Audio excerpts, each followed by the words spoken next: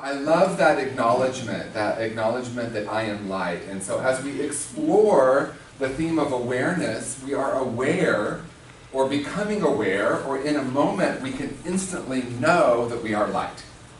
And so we're moving into a new era, a new consciousness, where we're moving from the law of attraction to the law of radiance. And that's really what I want to spend some time on today, a recognition that in this time when we're moving into the solstice, we're moving into the longest night. And I have sat in a lot of New Thought centers over the last 30 years, hearing people say that quite possibly the lesson there is that we then shift into moving more into the light. But I actually want to take it a little bit deeper today, a little bit different awareness.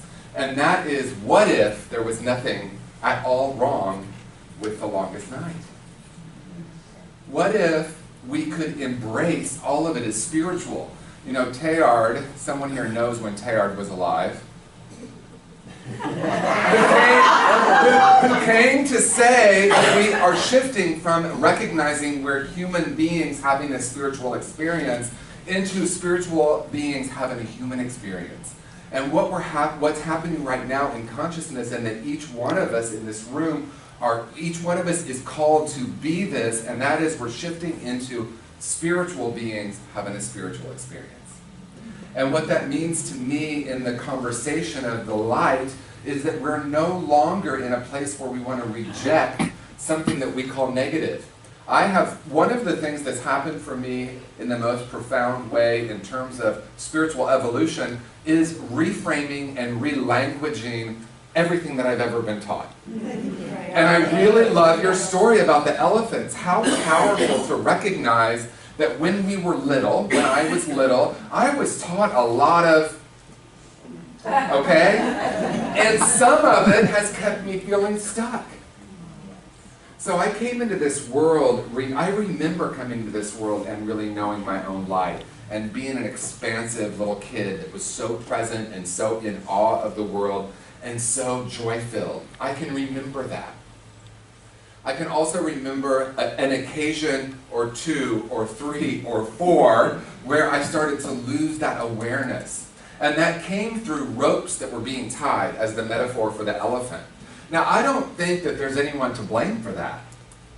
I remember my mother saying, you know, you seemed so sensitive that I became afraid for you and what the world was going to do to you. So here, her consciousness, right? The world is going to do it to me. So I can't possibly blame her because her intention was to try to keep me safe, that motherly instinct to try to keep me safe. And perhaps it did on one level. And there was this, well, it really didn't on one level.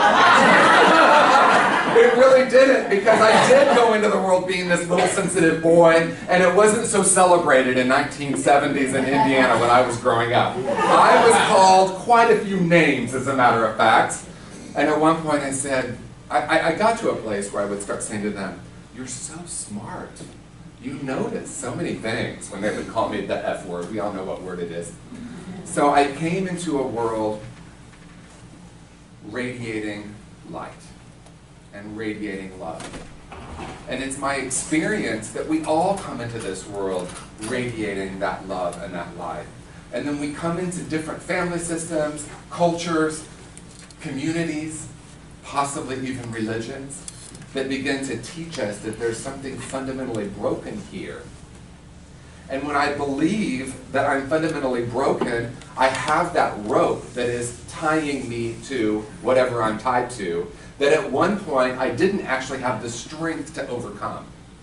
And then because, as the story said so beautifully, because I have grown up and now have the strength to really create my own life, to shift my consciousness, to change my thinking, to tune into a different frequency, I have the ability to move beyond any ropes that have ever been tied around my feet or my legs. But sometimes I don't know that.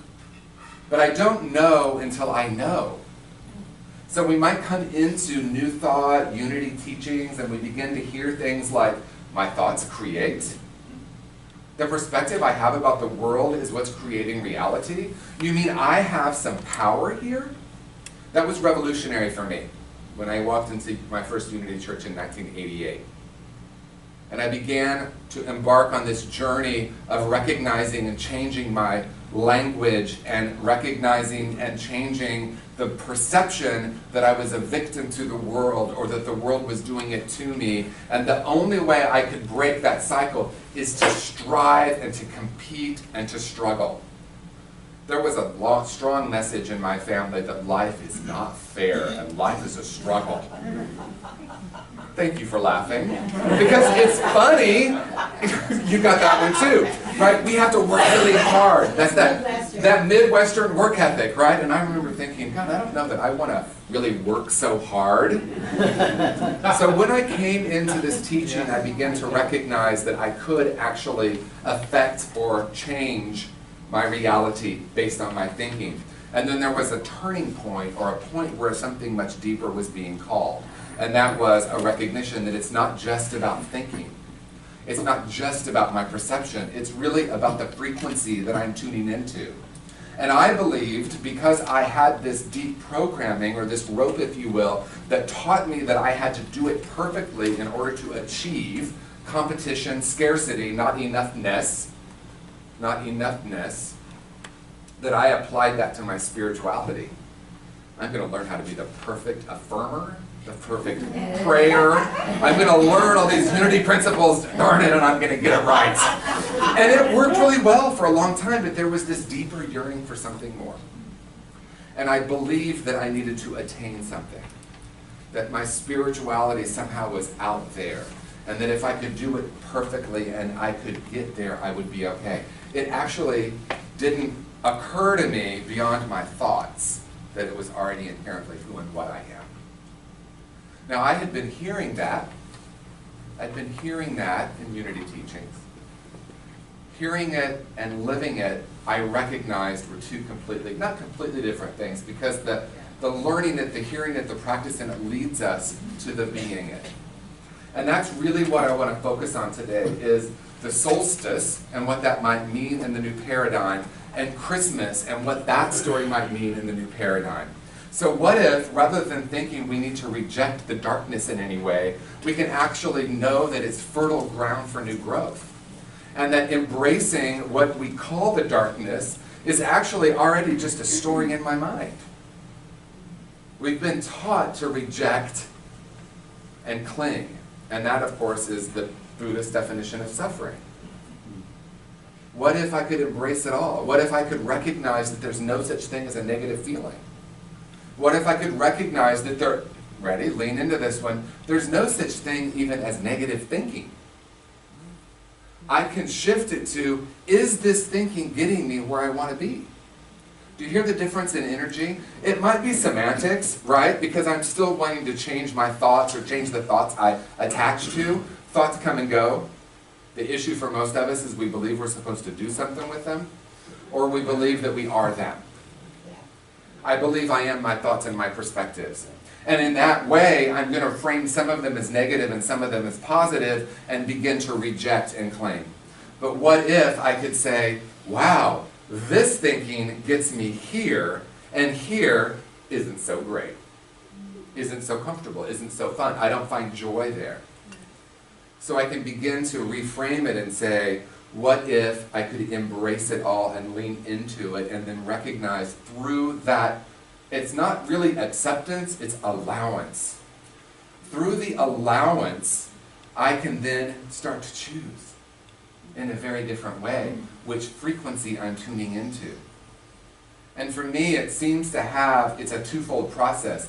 What do I need to look at, question, unlearn, release, whatever word we use, and how do I spend time in the silence, in that place of silence? And I don't necessarily just mean meditation, although that is a powerful practice, but I recognize that practicing was practicing for how we're going to be in the world. So what if the intention of meditation is to practice how I'm going to be 24/7? Every moment, moment by moment, a shift, a recognition, a knowing that we can tune right back into the deeper frequency. That frequency that is God, or that is Source. And if we know, we practice Unity's first principle, there is only one power and one presence active in the world and in my life. I know everyone has a little different version of that. God the good omnipotent, meaning that God's source energy, love, it's everywhere, it's who I am in no way separate from it, we're each perfect emanations. I think that's the Big Bang. Source energy. So we go out into the world being that, and sometimes we forget that, so it's about a returning to it. So what if the solstice wasn't about moving into more light, but about being the light in the midst of that, and also embracing what we might call darkness? In my own journey, as I started to wake up to a greater reality, things showed up for me to take a look at. My lifelong held beliefs, ideas, perspectives, my limitations, all of that got to show up. I didn't have to go digging. As I started to wake up to a greater reality, all that came up for its healing. So rather than rejecting that, can we lean in? I want to talk about something for a moment here that I think sometimes is difficult to talk about in terms of how to language it, because we don't want to do, or I'm choosing not to do what we call a spiritual bypass, which is like everything's great, everything's love and light, I don't have any feelings about this, because I know this community's in transition right now, so let's name it, right, let's name that, and there's two things I want to say about it. I was making a joke, I don't know if it was Darwin or Einstein that said it, but it doesn't matter, because either one of them are awesome, right? It's not the strongest species that survives, but the one most adaptable to change. Probably Darwin. Probably Darwin, right? The most adaptable to change. And so as we move into a transition in the outer realm, like what's happening in this community, can we, one, honor our emotions around it, not do a bypass, and maybe, bypasses might seem easier, like, oh no, everything's love and light, I'm not having any feelings about this, it's all good, we're all good, everything's good. Why do I feel like this though? The key to me is a very simple equation that's easy maybe to understand, and then we get to practice, and that is, can I honor my emotional experience without the story? Because the story is what keeps me stuck. They shouldn't be doing this. This shouldn't be happening. Why are we going through this? I loved it this way. What's happening here? Right? The story. And then we might find a little, well, let's see. Yeah, this is fine. We might find a little cohort over here, and then we might share the same story, and then we start telling the story. And then the story gets magnified, and then someone over here, this little group, we have a different story about it. Right, so then the stories start coming to the surface, and then what happens? Conflict, right? What if we said conflict is awesome? Conflict is wonderful. Because it allows us to see where we're in our story. When I feel like there's conflict in my life, and conflict's always, 100% of the time, inside of me, right? Inside of me, because I'm accountable, 100% accountable for my perspective and the energy that I'm tuned into and the energy I'm radiating.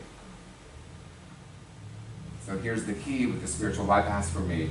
I honor my emotions without bypassing them, and I notice if I'm in a story. Am I in a story?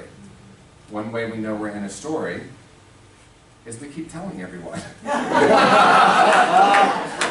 And it can often start with, can you believe, or why? Why is always a story.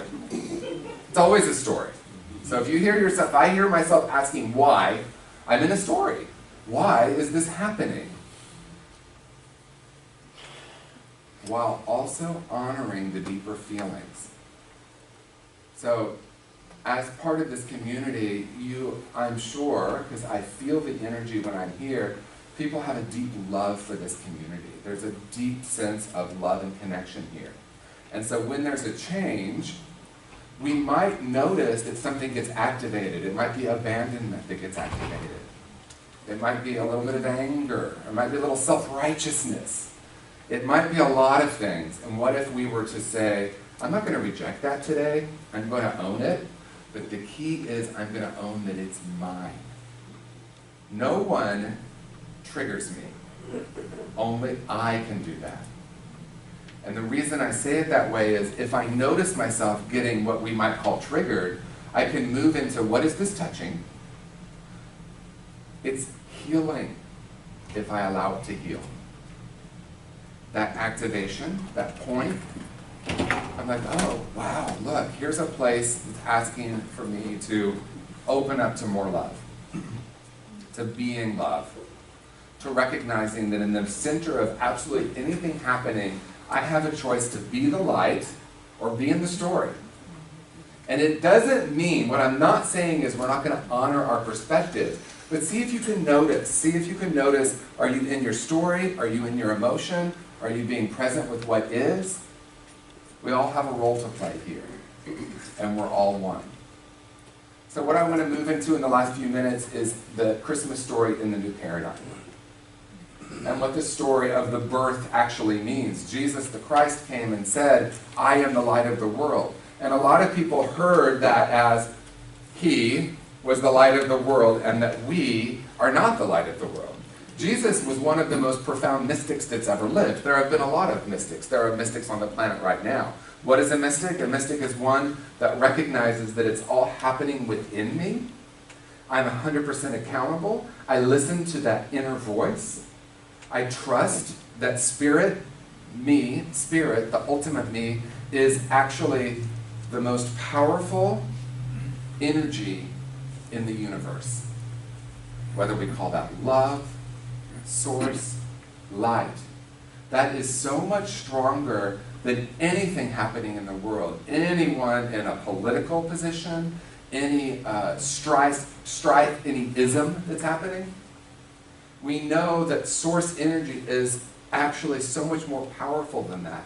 So the Christmas story as it relates to the new paradigm, which is the paradigm of oneness, the paradigm where each of us in this room is a great mystic. And again, what if a mystic is simply one that knows that we know that we know that that inner truth is more powerful than anything in the world? And that we are no longer run by the conditions of our life. Now, for most of us, or most humans I've met, it's a moment-to-moment reminder, and sometimes it feels like a process. But it's one breath away at every moment. One breath away of knowing a deeper reality for ourselves. And then in that way, the birth of the light, which is the story, is the birth of the light that happens within us every single moment that we're willing to see it. What if it's not a process? What if the unfoldment, the awakening, is a simple recognition that enlightenment is already present within each of us? I simply untie the rope, pull the rope. Sometimes it feels like a struggle, right? We pulling that rope. A recognition that the ropes of our life, the story, is what gets taught our limitation, our separation, our better than, our less than, our I need to get, this should be, why does this? Those are all ropes, right? And so we can call them what they are. What if I could love those ropes? Just love them. What if I could even love the people who put them there, or who I perceive put them there? Ultimate forgiveness of those who put them there, believing, in most cases, they were trying to do something good in our lives. How many people are parents here? Repeat after me. I forgive me. I forgive me for continuing tying the ropes. That were tied on me. Okay, how many people have a mother or a father here? Or have ever had a mother or father? Right? I think that's all of us. I forgive them for tying the ropes that were tied on them. I now have the ability to set myself free, and I'm choosing to do it right now. I am the light of the world. I choose to radiate. The moment is now. So my question in closing for each of you is very simple. Are you willing and ready to be the light of the world? Are you ready to take the call that Jesus the Christ invited us 2,000 years ago, and that Buddha invited us 2,500 years ago, and the Lao Tzu invited us? Can you hear how it's such a patriarchal? Yes. What about the women mystics? Or maybe women are all mystics automatically. Yeah, there it is. So are you ready and willing to answer the call of being the light? That's how consciousness shifts on the planet. It's not necessarily about our action, it's about our beingness. And in the midst of how we're being, whatever we choose to be, I can be the rope, I can be the story, I can be the limitation, I can be the eternal presence of love. And when I'm being that, it's not even a ripple effect. We know that we're all one, so someone on the other side of the earth feels it the moment that I acknowledge it, the moment I know it for myself. And so this is a profound new way of being in the world. It's a recognition that at this time we're called to be the light. Embrace the darkness, be the light. Recognizing that the story of Christmas is the story of the birth of the light within us. And it's not really the birth because it's already there. It's the birth of the recognition that we are light, the recognition that we are love. So each of you, myself included, we are called right now in this profound time on the planet, which we could say that any moment, to be love, to be light. That is what is wanted and needed right now. What needs to be released, what needs to be forgiven, what needs to be questioned, so that we can return to that state that we already are. No destination, just right here, a deep knowing. And as we go out into the world being that, we get to experiment with life, because it is a great experiment. We have a demonstration of an experiment of someone that says, age is not a number, right? There's a new paradigm here. And the paradigm is oneness and love. And we are it. So in closing, tag, you're it. Be the light.